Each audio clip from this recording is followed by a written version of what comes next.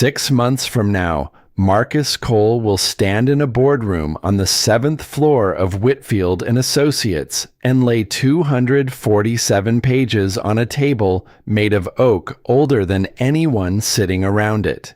He will watch the color leave Graham Whitley's face the way light leaves a room when someone pulls the curtain, and a woman with a cane will walk through the door behind him and say 2 words that make 14 people stop breathing. But that is later. This is the Tuesday evening in October that started everything, and it began with a cardboard box, a porch light, and a door that should have stayed closed. Marcus Cole is 33 years old. He is black, 6'1", built like a man whose body learned stillness before it learned rest. 2 tours in Afghanistan with the 4th Infantry Division, a combat action badge he keeps in a sock drawer, and 3 semesters toward a master's in architecture at Howard University that he never finished because the Army needed bodies more than the world needed buildings. He came home to a wife who was already sick. Denise left in March 3 years ago when the dogwoods were blooming, and their daughter Maya still puts a flower on the kitchen table every spring without being asked. He works as a project coordinator at a design firm in Ashford Hills, North Carolina. Salary $62,400. Rent $840 a month for a 2-bedroom apartment where the hallway light flickers when the wind picks up. Bank account $127. On the Tuesday, he packed a cardboard box with project files, a laptop charger, and a card signed by 14 people, set it on the passenger seat of his truck, and drove 40 minutes to deliver it to his boss's house. Under the driver's seat sat a wooden toolbox that had belonged to his father. He had carried it in that truck for 3 years, across 4 apartments in 2 states, and he had never once opened it. His boss, Caroline Ashford, 43 years old, white, division director. The woman who ran commercial operations for the largest design firm between Raleigh and Charlotte. 17 years she had built that career from nothing. No family money, no safety net, no husband, no partner. No one waiting at home except a radio she left on so the rooms would not answer her with silence. She was recovering from knee surgery 6 days out, and when Marcus climbed the 3 porch steps and knocked, the woman who opened that door was not the one he had reported to for 3 years.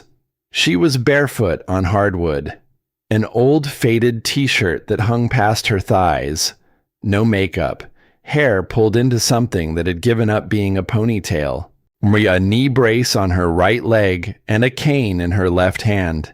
And she looked at him the way a person looks at the first human face they have seen in over a week that is not holding a clipboard or a bag of takeout. "Come in." 2 words. She turned away from the door and walked toward the kitchen, slow and deliberate, the cane tapping a rhythm against the floor. She did not look back to see if he was following. She just trusted that he would.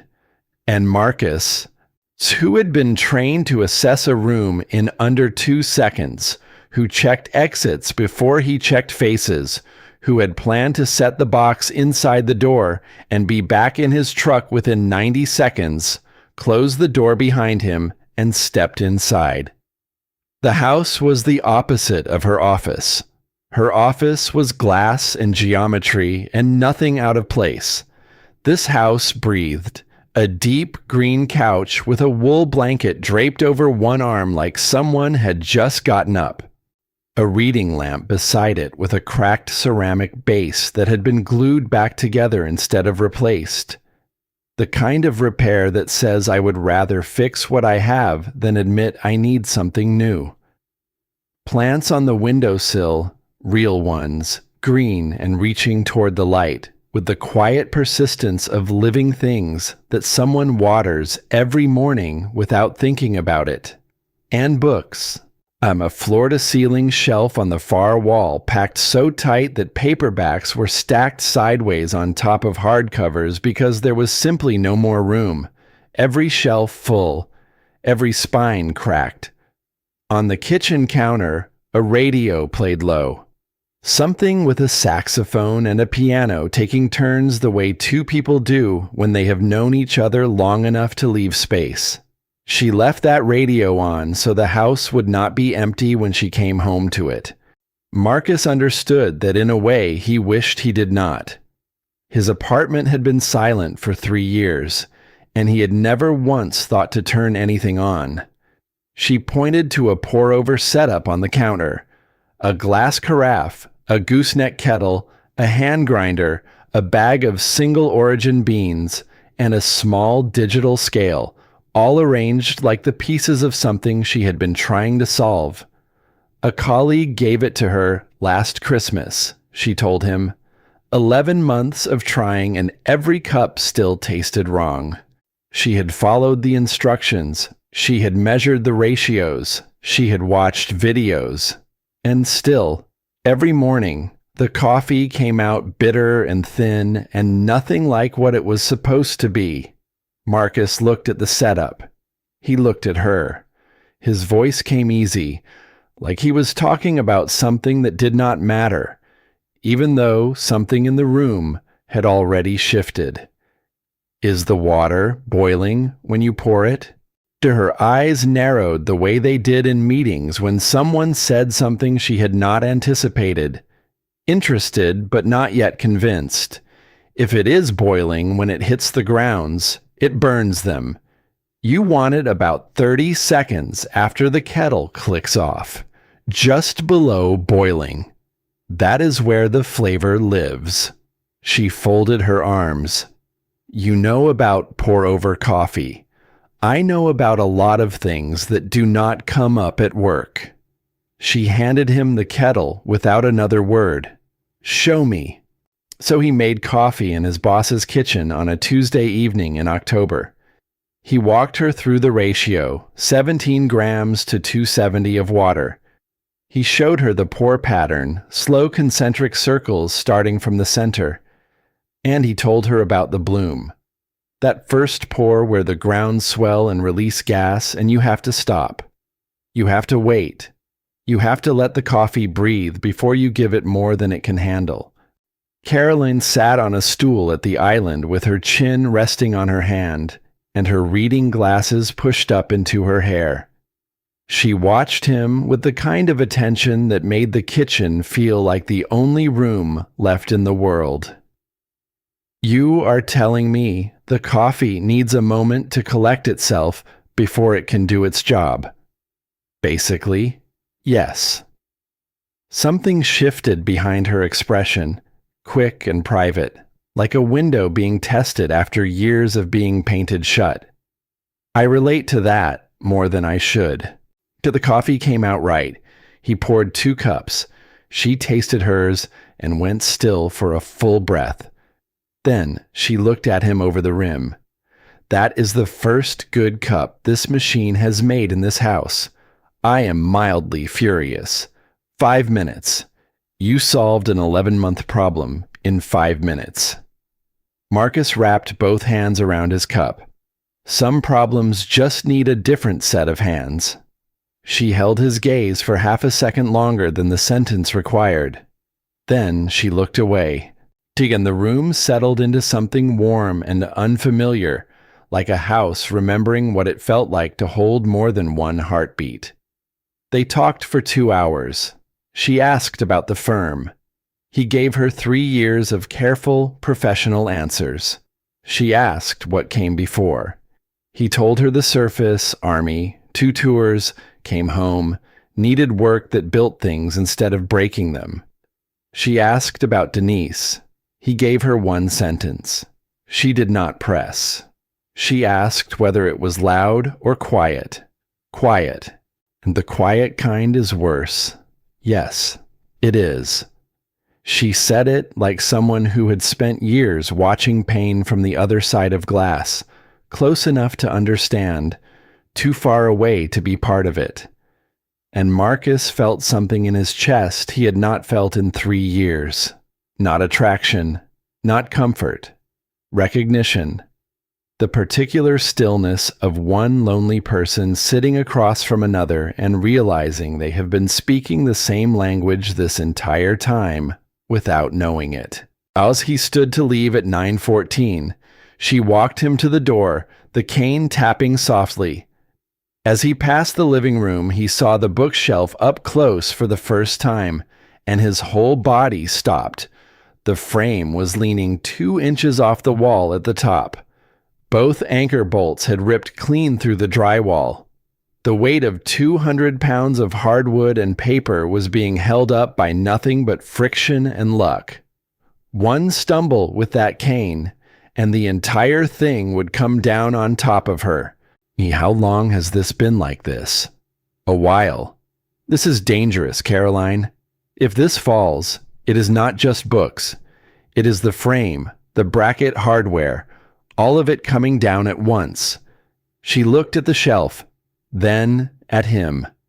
The expression on her face was not embarrassment.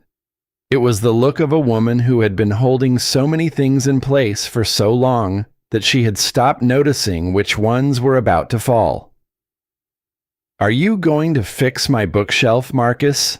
"Not tonight, but I could come back Saturday, if you let me." Something crossed her face, quick and unguarded, like a crack of daylight in a room that had been shuttered for months.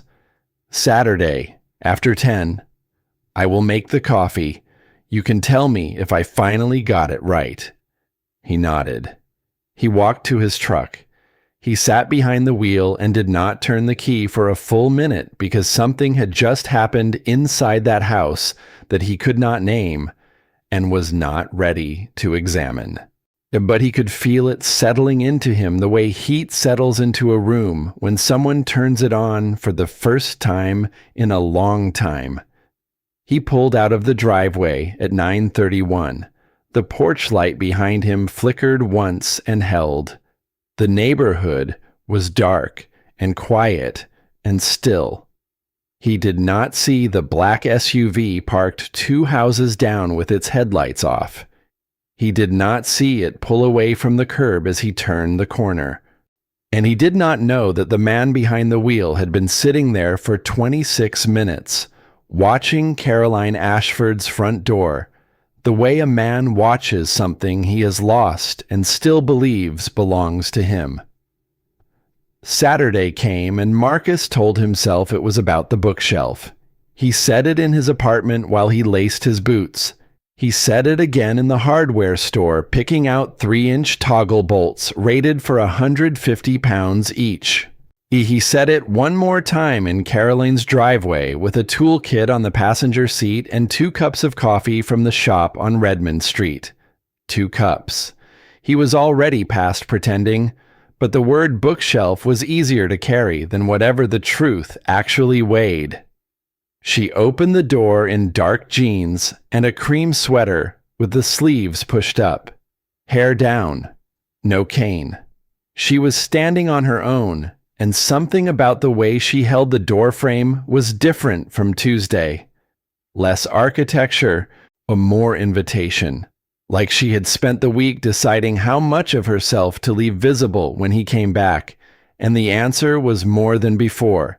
He found the studs at 16-inch centers, drilled proper anchors, and secured the frame with bolts that would hold 5 times the weight. Every book came off, shelf by shelf. She sat on the couch and directed him. Top shelf, alphabetical. Second shelf, organized by the order she read them. A timeline, she called it. She could look at any spine and remember exactly where she was in her life when she held it. He pulled a worn paperback from the middle row and held it up. Her eyes barely moved. 2021. January. I was up for the division lead. Could not sleep. Read it in 2 nights, because it was the only thing that made my brain quiet. He set it back carefully. Every book on that shelf was a chapter of her life. And for 6 months, the whole thing had been leaning toward the floor because she was too busy holding everything else in place to notice what was falling. When the last book was back and the level read true, she crossed the room and pressed her palm flat against the frame. It did not move. How long will that hold? Longer than the wall. She turned to look at him, and they were close. Closer than 3 years of conference rooms and quarterly reviews had ever allowed. Something passed between them that neither of them named. She stepped back first, not retreat. Acknowledgement that whatever this was, it deserved more than a Saturday afternoon to become itself. Thank you. And her voice carried it the way a hand carries something it does not want to drop. Not casually, not lightly. It was just a bookshelf. No, it was not. The second week, he came back Tuesday and Saturday. They painted the spare bedroom, and they built a frame for a raised garden bed in the backyard. And while they measured and cut, she told him about the 17 years, the late nights, the promotions she earned by being twice as prepared as anyone in the room. He told her about Howard University, 3 semesters from a master's in architecture. He had left because the army needed him, and by the time he came home, Denise was sick, and Maya was too. And finishing a degree felt like a luxury that belonged to someone whose life had not already made other plans. Caroline put down her tape measure. That is the thing you need to fix next, not my garden bed. He looked at her across the half-built frame and felt something shift, not like a door opening, but like a wall he had built, discovering it had a window in it all along. By the third Tuesday, a pattern had settled into place. Marcus arrived after work. Caroline made pour-over coffee, each cup closer than the last. They worked on whatever the house needed. They talked about things neither of them had said out loud in years. And every time he left, the drive home felt longer than the drive there. It was Drew Patterson who broke the silence at work. Drew stopped by Marcus's desk on a Wednesday morning with 2 coffees and a look that said, this was not about caffeine. Hey, I need you to hear something and not react where people can see you. Graham Whitley pulled your personnel file last week, went through Janet Kowalski in HR. I do not know what he is looking for, but I know it is not routine. Marcus kept his face still. The army had taught him that. 2 tours had taught him something harder, that the most dangerous moments are the ones that arrive dressed as paperwork. That same week, he met Rosa Mendez for the first time. Not formally. He was dropping off onboarding documents at HR on the 3rd floor. And a woman with dark eyes and a lanyard that read, Compliance Coordinator, looked at him for 1 beat too long. She opened her mouth, then closed it, then looked at the hallway behind him as if checking for shadows. Be careful with your transfer paperwork. Make sure every box is filled in, every date correct. They look for reasons in the margins.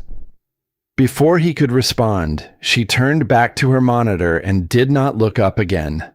The following Monday, Maya came out of school with red-rimmed eyes and her backpack hanging off one shoulder like it had gotten heavier during the day. She climbed into the truck and did not speak for 4 blocks. Daddy, Tyler said, people like us do not belong in this neighborhood. Marcus pulled the truck to the curb. He turned off the engine. He unbuckled his seatbelt and turned to face his daughter fully, because some conversations require your whole body. Maya, listen to me. What Tyler said tells you everything about Tyler and nothing about you. Your mother was the bravest person I have ever known. You have her courage and my stubbornness, and that is an unbeatable combination. The gap-toothed smile came back, fragile but real. Am I stubborn? Extremely. Ask anyone at my office. She laughed, and the sound filled the truck the way light fills a room when you pull the curtain back.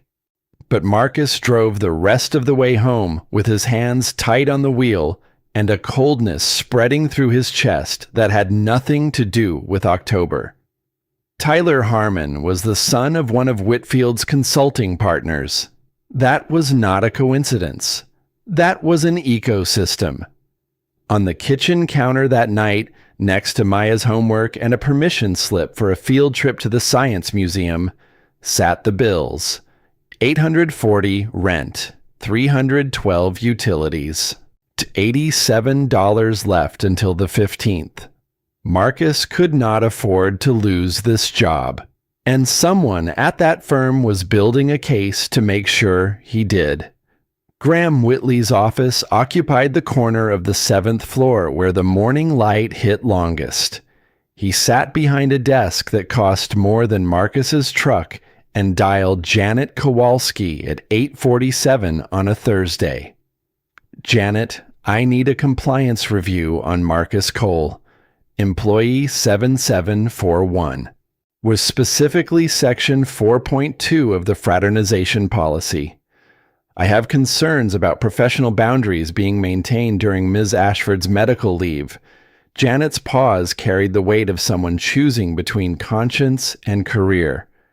Graham, Cole has a clean record. 3 years. Not a single incident. Janet, Section 4.2. Please. The line went quiet. Then the sound of a keyboard. Then compliance. What Graham did not say, what he never said, was the actual word. He did not need to. The system he had built over 14 years across 2 firms operated on implication, on policy selectively applied, on the difference between what gets documented and what gets ignored. On his laptop, inside a folder labeled Personnel Actions Confidential, sat 11 termination files. Every name belonged to a black employee. Every file cited fraternization violations under Section 4.2. 8 of 11 carried Graham's signature. Beside that folder, i.e. in a directory he never opened because he never needed to, were 14 cases involving white employees with identical violations. No files, no signatures, no consequences.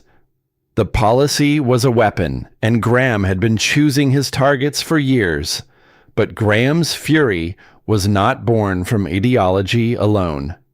It was born from a Tuesday night 2 weeks ago when he had driven past Caroline's house, the way he had done 11 times since she changed her locks, and seen a truck in her driveway that did not belong to a delivery service. He had parked 2 houses down and watched her porch light for 26 minutes. He was not a man who hated Marcus Cole for his skin. He was a man who hated Marcus Cole for being inside a house that Graham still believed was his. But the tools he reached for to destroy Marcus were tools the institution had handed him long ago, and that was the part that made it systemic instead of personal. 3 weeks after the first Tuesday, Sarah called, 9:47 at night. Marcus was standing at his kitchen counter measuring 17 grams of coffee beans into the hand grinder he had bought that week, not for himself, for practice, because he had been planning to bring a different brewing method to Caroline's on Saturday, a variation with a longer bloom and a slower second pour, and he wanted to get it right before he showed her. And the phone lit up with a name he had not seen in 14 months, Sarah Chen, the woman he had dated for 8 months after Denise's death, the woman who had moved into his apartment and tried to fill a silence she did not understand, the woman who had packed her bags one afternoon while Maya was at school because she could not reach a man who had learned to survive by needing nothing from anyone. Her voice was careful, every word tested before it landed. Marcus, I have been thinking. I understand now what I did not understand then. You were not broken. You were just different. And I did not know how to love the different version. I want to try again. For 10 seconds, the old version of him, the one who had spent a year believing her leaving was his fault, felt the pull of the familiar. Guilt does that. It makes the easy thing feel like the right thing. Then he looked at the bag of coffee on the counter. He had not bought coffee for Sarah in 14 months. He had not thought about what she needed or wanted or preferred in longer than he could remember. But he had memorized how Caroline took hers. Black, no sugar, poured slow, water just below boiling. And he had done it without trying. The way you learn the rhythms of someone who matters to you, not because you are performing care, but because you are paying attention. Sarah, the man you are remembering no longer exists, and the man who replaced him is already becoming someone new. Someone who finally stopped surviving and started choosing. The silence on the line lasted 6 seconds. Then, softer. There is someone, is there not? Yes. Is she good to you? She is honest with me. That is better. Sarah wished him well. She meant it. He could hear it in the way her voice steadied at the end, like a woman who had gotten the answer she needed even though it was not the one she came for. As they hung up and Marcus stood alone in his kitchen and felt something he had not felt in years. Not relief, not grief. Closure. The real kind. The kind that does not slam a door but lets it swing shut on its own weight. The following week, Marcus filed his transfer request to Henderson's team. Lateral move. Same firm, same work, different reporting line. He told Caroline on a Tuesday evening while she poured coffee that was 95% perfect. Honey, I would give up my position on your team so I could start showing up at your door without a toolbox as an excuse. Something moved across her face. Not surprise, recognition, the look of someone realizing the other person has been keeping pace all along. You have been thinking about this since the first Saturday, since the first cup of coffee. 48 hours later, an email went firm-wide. Effective immediately. All lateral transfers require senior partner approval per Section 7.1 of the Employee Mobility Policy. Marcus read it twice. Drew confirmed it by lunch. That policy did not exist before 11:47 p.m. on Wednesday. He wrote it last night. This is about you. Graham called Marcus to his office at 2:15. The room smelled like leather and authority. Graham sat behind his desk and spoke the way a man speaks when he believes the system will always answer to his voice.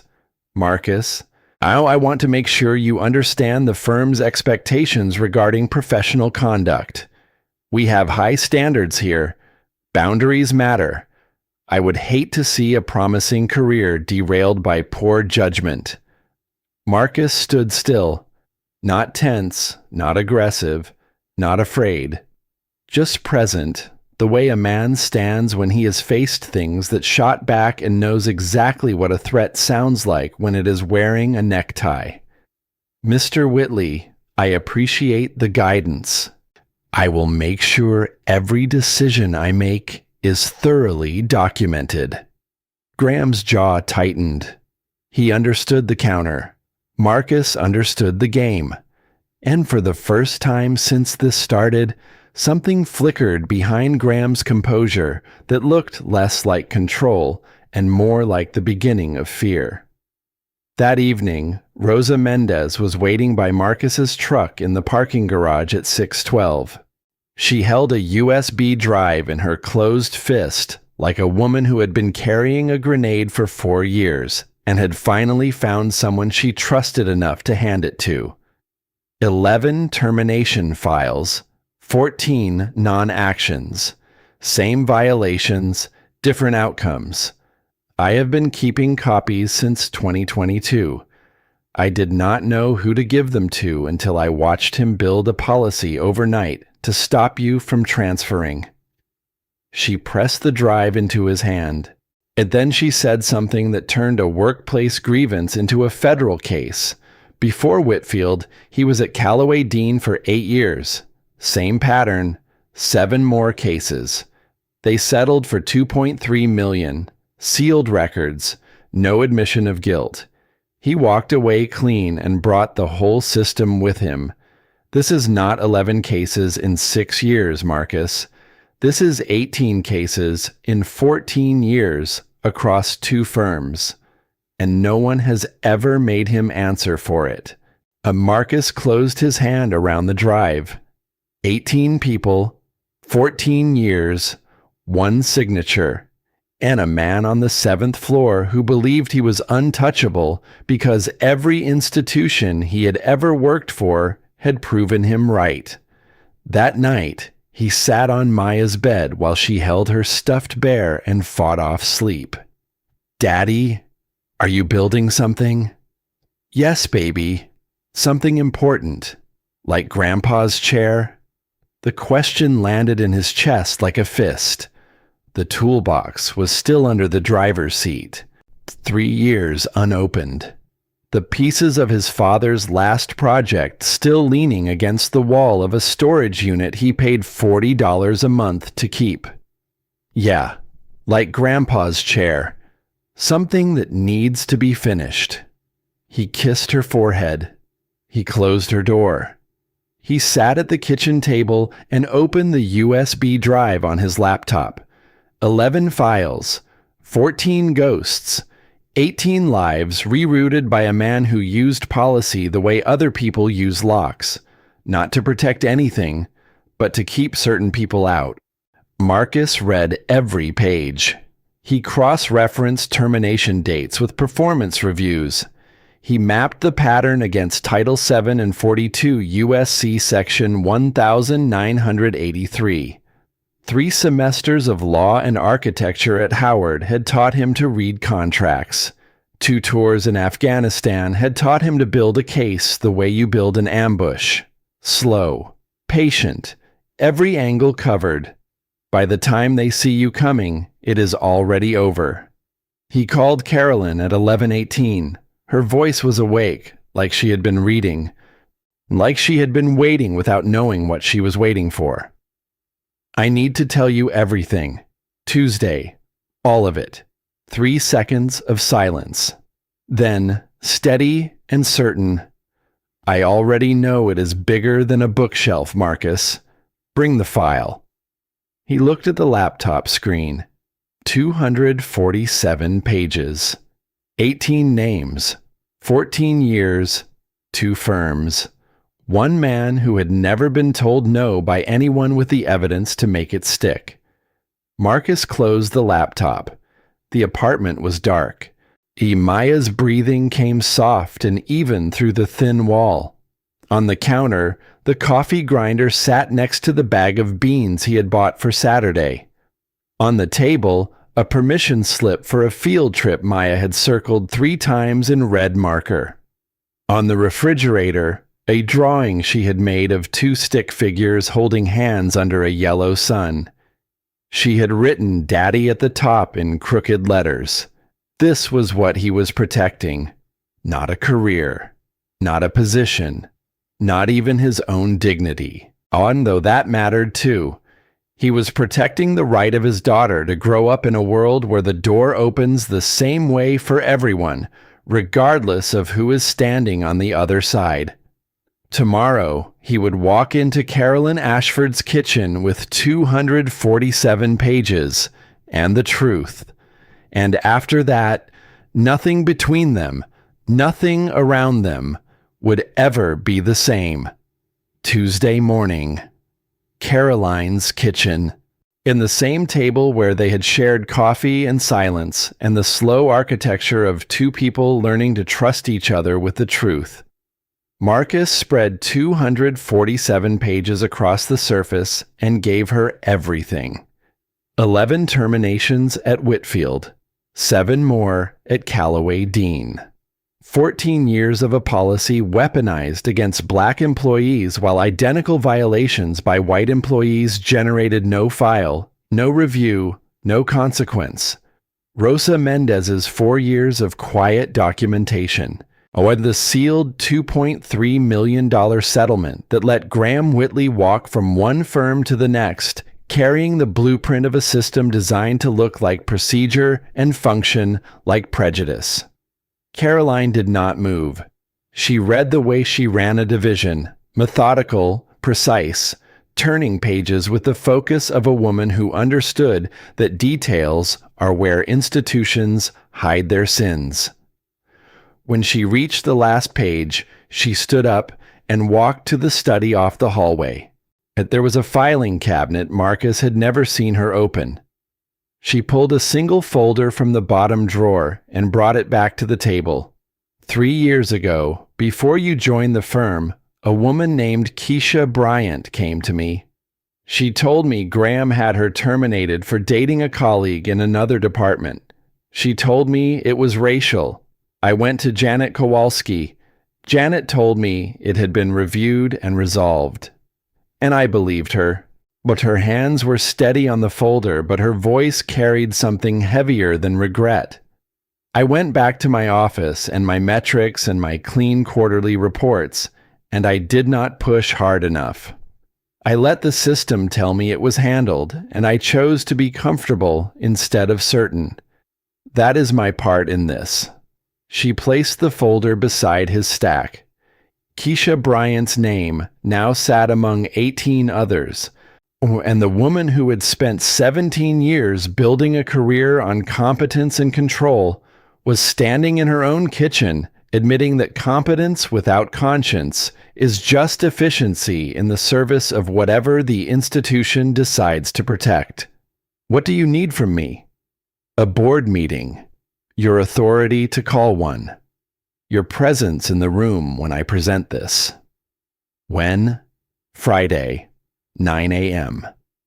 Her eyes held his, not the look of a boss approving a request, the look of a woman choosing, and with full knowledge of what it would cost to stop being a bystander in a building she had helped construct. I will make the call today, Friday, 9 a.m., the 7th floor boardroom at Whitfield and Associates.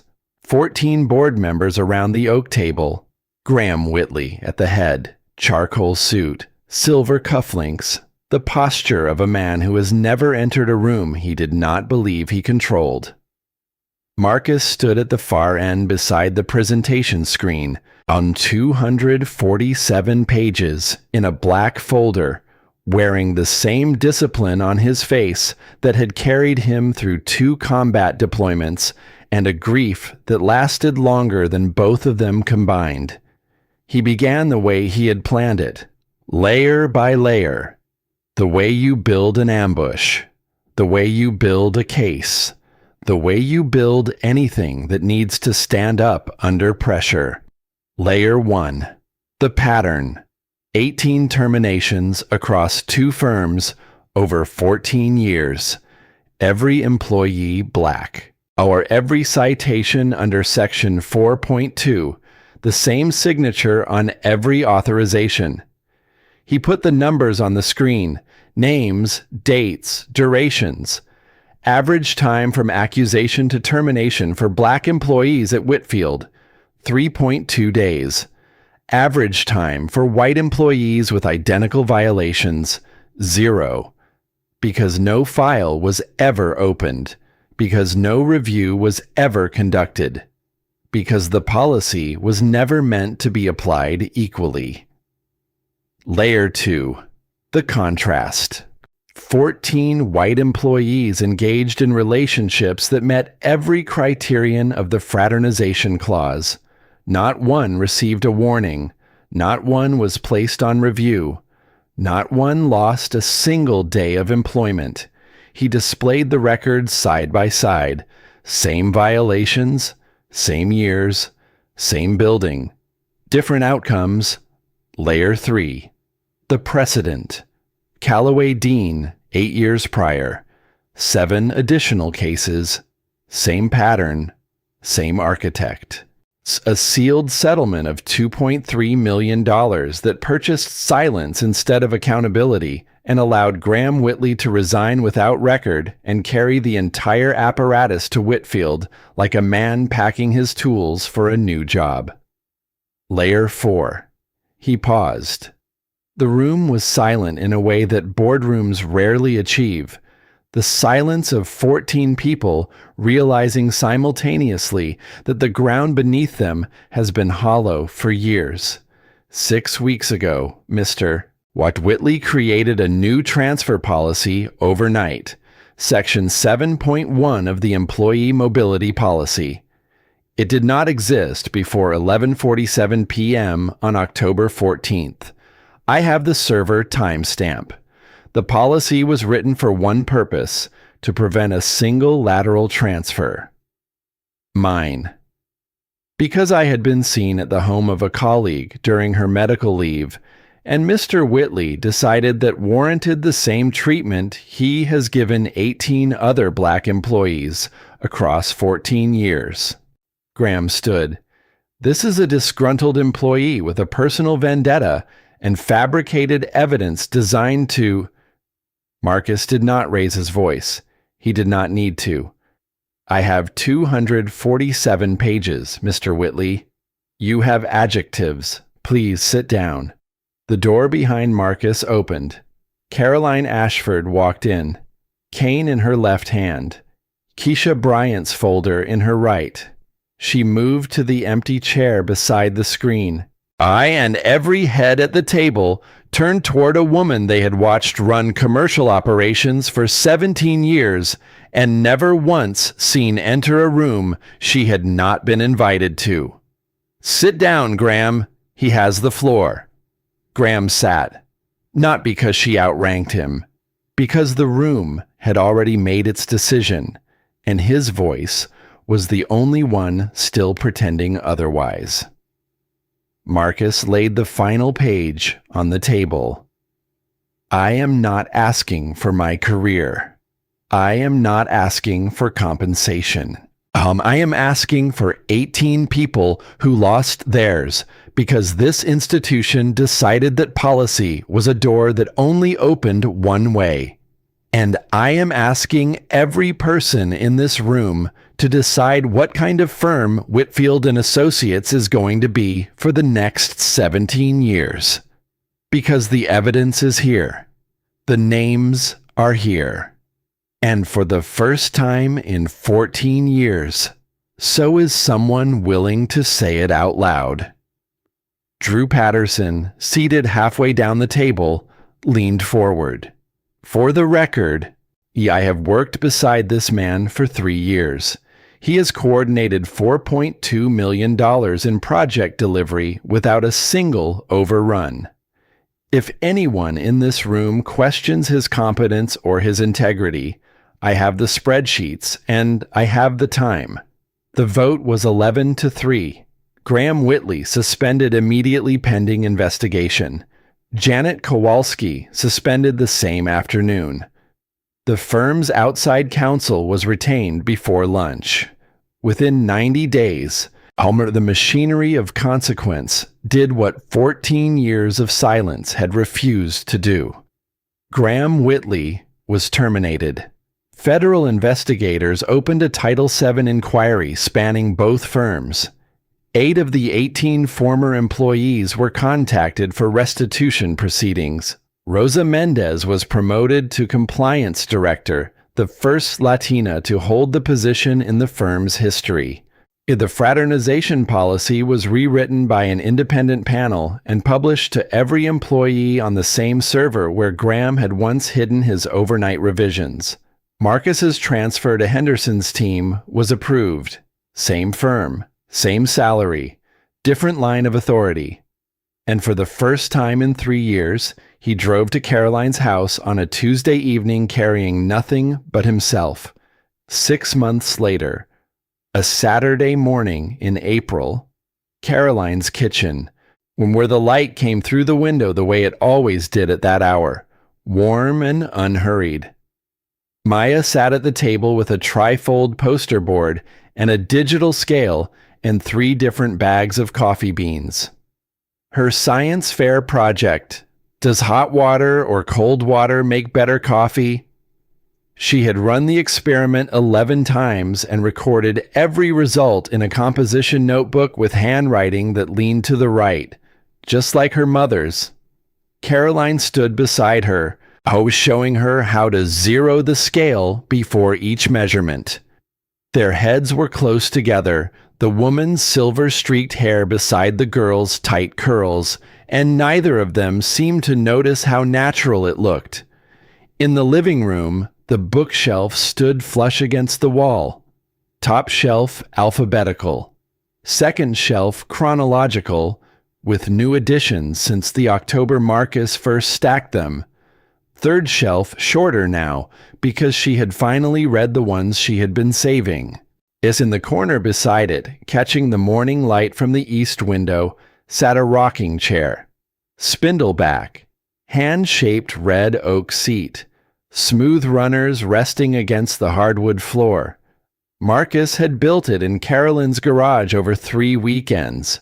He had opened his father's toolbox for the first time in 3 years and found the chisels and the hand plane and the sandpaper and, at the very bottom, a piece of paper folded twice in his father's handwriting.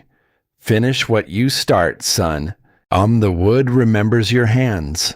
He had followed the marks his father left in the unfinished pieces like a map drawn for him to find when he was finally ready. Maya helped sand the runners. Caroline brought coffee to the garage without being asked. When it was finished, Caroline sat in it first. She rocked once, slowly, and looked at him with an expression that held no performance, no management, no authority. Just a woman in a house that was no longer empty, sitting in a chair built by a man's hands from his father's last gift. He would have loved that it is in a home again. Marcus could not speak. She did not make him. Now she set a cup in front of him at the kitchen table. Black, no sugar, poured slow. Perfect. The bookshelf has not moved. Told you. Longer than the wall. She smiled into her cup. The radio sat on the counter where it had always been. But the kitchen was full of Maya's voice, explaining the Maillard reaction to no one in particular, and Carolyn's quiet laughter, and the sound of a house that had finally remembered what it was built for. Carolyn had not turned the radio on this morning. She had not needed to. Maya looked up from her poster board, a streak of coffee ground across her cheek like war paint. Daddy, the bloom is done. Can I pour now? Marcus looked at his daughter. He looked at Caroline. He looked at the chair in the morning light and the bookshelf standing true against the wall and the drawing on the refrigerator of 2 stick figures that had recently become 3. Yeah, baby. Pour slow. Let it breathe. Some things you cannot rush. A cup of coffee. A bookshelf that needs the right anchors. A rocking chair waiting 3 years for the hands brave enough to finish it. A family that no one planned, built from Tuesday evenings and Saturday mornings. And the quiet, stubborn faith that showing up is the first and last and most important thing a person can do.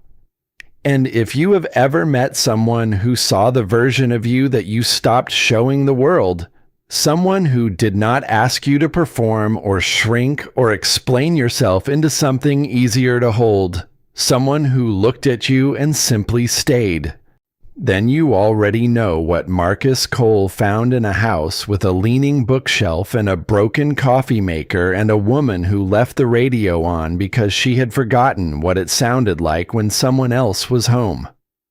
Hold on to them. And if you have not found them yet, do not stop believing they are coming. Because the people who change your life do not arrive with fanfare. Sometimes they arrive with a cardboard box. and a Tuesday evening, and a cup of coffee no one asked for. And sometimes that is more than enough.